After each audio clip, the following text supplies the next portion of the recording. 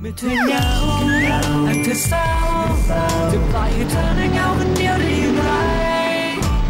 อย่าเพิ่งบอกว่าเธอนั้นไม่มีต้องขอบคุณทุกคนมากนะครับที่มาส่งพวกเรา2 คนใช่ครับแล้วก็ต้องขอบคุณทุกคนมากจริงๆนะครับที่เป็นเพื่อนที่ดีที่สุดสำหรับผมเสมอมาขอบคุณนะครับได้รู้ว่าเธอหวั่นไหวฉันเตรียมอ้อมแขนให้เธอยังมีที่ว่างให้เสมอก็เรายังมีกันและกันตลอดไปทางทุกทางจะดีใช่ถนนอยู่ที่คนจะใช้ทางสร้างจุดหมาย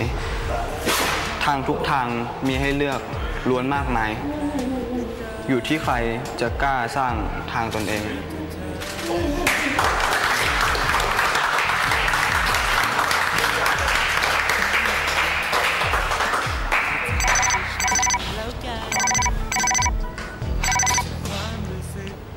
ฮัลโหลครับว่าไงลูกออกเดินทางหรือยังพ่อกับแม่จะได้กะเวลาไปรับลูกได้นะมาวินฟังพ่ออยู่หรือเปล่าลูกมาวินพ่อครับตั้งแต่เล็กจนโตผมเป็นเด็กดีของพ่อและแม่เสมอมาและตอนนี้ก็ยังคงเป็นอยู่พ่อและแม่เลือกทางเดินที่ดีที่สุดสำหรับผมรู้สึกอบอุ่นแล้วก็ปลอดภัยมาโดยตลอดจนถึงวันนี้ก็ยังคงเป็นเช่นนั้นพ่อครับตอนที่ผมเจอทางที่ผมอยากจะเดินไปเองแล้วพ่อกับแม่จะว่าอะไรผมไหมครับถ้าผมอยากจะเดินไปในเส้นทางที่ผมสร้างขึ้นเองโดยที่พ่อกับแม่ไม่ทิ้งผมไปไหนได้ไหมครับพ่อคิดไม่ถึงเลยนะว่าสิ่งต่างๆที่ลูกมาเรียนรู้สามารถเปลี่ยนแปลงหล่อหลอมลูกพ่อให้เข้มแข็ง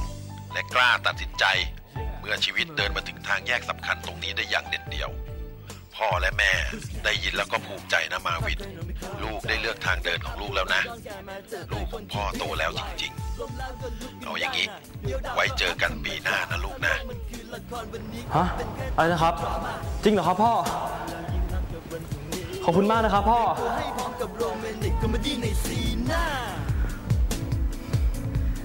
ต้องขอบใจนายมากนะครับพ่อที่ทำให้เรากล้าเลือกมีโอกาสก็เลือกทางที่ดีที่สุดแต่คนที่หมดโอกาสเนี่ยนะก็ต้องยอมรับกติกาโชคดีนะ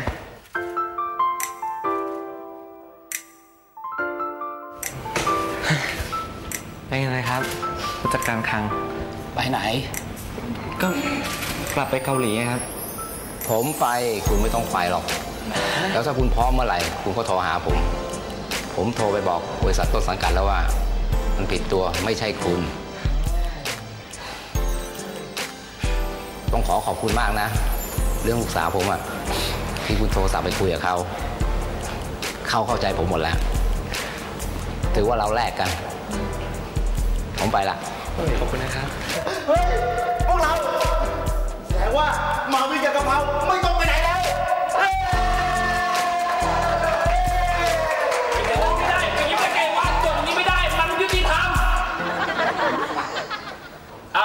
ผมหมายถึงว่าจบแบบนี้มันเศร้าไปครับว่าเราควรจะมีการเลี้ยงฉลองหน่อยเป็นไงครับทุกคนครับ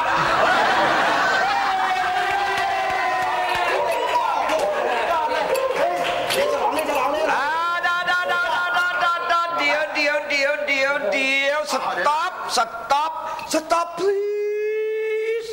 เพื่อจะให้มันเป็น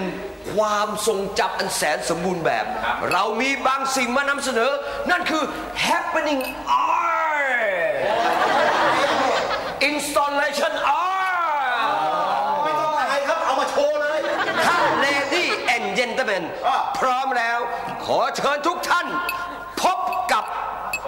The Robot Party นับ